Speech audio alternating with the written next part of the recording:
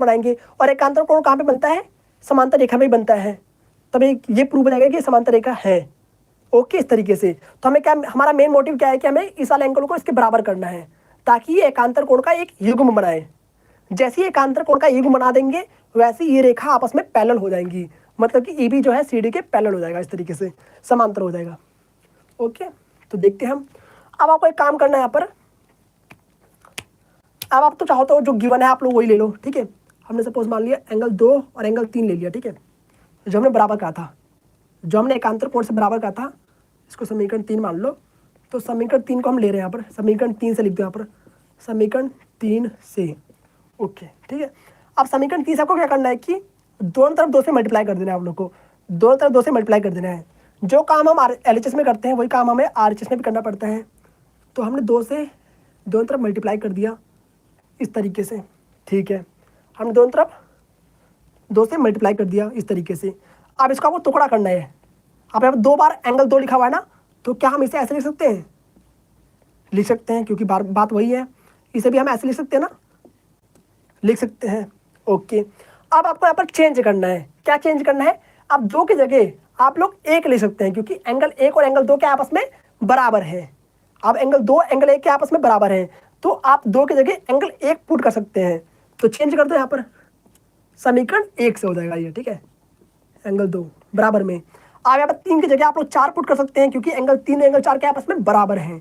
तो एंगल 3 की जगह आप लिख देंगे यहाँ पर एंगल 4। ओके, तो आप लोग देख पा रहे हैं एंगल 3, एंगल 1 और एंगल 2 मिलकर क्या बन जाएगा? एंगल ABC बन जाएगा। एंगल 1 और एंगल 2 मिलकर क्या बन जाएगा? ये बड़ा वाला कोण बन जाएगा, ये वाला देखो, ये वाला कोण बन जाएगा एंगल ABC, एंगल ABC। और एंगल 3 और एंगल 4 मिलकर क्या बन जाएगा? एंगल 3 और एंगल 4 मिलकर क्या बन जाएगा? BCD बन जाएगा, एंगल BCD। और ये क्या बना रहे हैं? एकांतर कोण का युग्म बना रहे हैं। ये क्या बना रहे हैं? एकांतर कोणों का युग्म बना रहे हैं, ऐसा आपको लिख देना है। सो दैट AB जो है वो पैरेलल किसके? CD, proved. ठीक है, इस तरीके से बस हो गया फाइनली आप लोग का। इस तरीके से सिर्फ करना है आप लोग को, और बस इतना सा चीज़ है। जो प्रूव करना सवाल होता है थोड़ा लेंदी होते हैं, थोड़ा दिमाग लगाना पड़ता है भाई, उसमें क्या चीज़ आप लोग को जोड़ना है, क्या चीज़ आप लोग को मानना है, कैसे सॉल्व करना है, थोड़ा ध्यान रखना पड़ता है। और ये क्वेश्चन बहुत ज़्यादा ईजी होते हैं वैसे, ठीक है। चलिए, इसी के साथ आप लोग का ये वाला क्वेश्चन भी समाप्त होता है, और साथ ही में ये प्रश्नावली भी आप लोग की समाप्त होती है। अब आप लोग एक काम करेंगे, क्योंकि आप लोग इसको रिपीट करके जरूर देखना, ठीक है, एक बार, क्योंकि क्वेश्चन बहुत ज़्यादा इंपॉर्टेंट था। अगर ऐसे क्वेश्चन आ गए तो आप लोग घबरा जाएंगे बिल्कुल। तो ना, इसके लिए क्या करना है आप लोग को? इसको बार बार रिपीट करके देखना है आप लोग को। चलिए, अब आप लोग अपने डाउट लिख सकते हैं कमेंट बॉक्स में, मैं आप लोग कमेंट को देख रहा हूँ। हाँ, बहुत ही हैवी क्वेश्चन था, 3 क्वेश्चन में 45 मिनट लग गया यार, बढ़िया। बट ये क्वेश्चन था बहुत ही सिंपल सा। देखो, ये स्टेप इसके काफ़ी कम है, बस सिर्फ समझना है इस वाले क्वेश्चन में, बस समझना था इस वाले क्वेश्चन में, ठीक है। अगर आप लोग समझ लिए तो समझ लो यार, क्वेश्चन हो गया आप लोगों से, सिंपल सी बात है। क्वेश्चन था कुछ भी नहीं, सिर्फ समझना था कि भाई कौन सा आपतन किरण है, कौन सा आपतन किरण है, कौन सा परावर्तित किरण है, ये आपको ध्यान रखना होगा। कौन सा आपतन कोण है, कौन सा परावर्तन कोण है, वो आपको ध्यान रखना पड़ेगा। आपतन कोण परावर्तन कोण के बराबर होता है, तो एंगल 1 एंगल 2 के बराबर हो गया, एंगल 3 एंगल 4 के बराबर हो गया।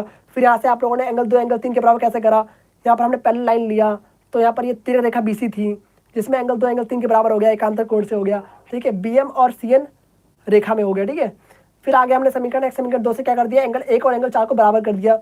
कैसे बराबर करा पता चल गया आप लोग को, ठीक है, क्योंकि एंगल 2 एंगल 3 बराबर है आपस में, इसलिए। अब हमने समीकरण 3 से, समीकरण 3 कौन सा आप लोग का? ये रहा, एंगल 2 और एंगल 3 वाला। तो इसको हमने उठाया यहाँ से, 2 से दोनों तरफ मल्टीप्लाई कर दिया, तो 2 गुणा में एंगल 2, 2 गुणा में एंगल 3 लिख दिया हमने यहाँ पर। अब एंगल 2 को हम क्या लिखा है? 2 से मल्टीप्लाई है यहाँ पर, इसका मतलब 2 बार एंगल 2 लिखा हुआ है, तो हम 2 बार एंगल 2 लिख दिए इस तरीके से। एंगल 2 प्लस में एंगल 2, एंगल 3 प्लस में एंगल 3। अब यहाँ पर एक एंगल को आपको चेंज कर देना है, जो 2 आपका है वो 1 के बराबर है, तो हम 2 की जगह पर 1 को रख सकते हैं, तो हम 2 की जगह पर 1 को रख दिया, ठीक है जी। अब हमने 3 की जगह पर 4 को रख दिया, ठीक है जी, क्योंकि एंगल 1 एंगल 2 के बराबर, एंगल 3 एंगल 4 के बराबर है।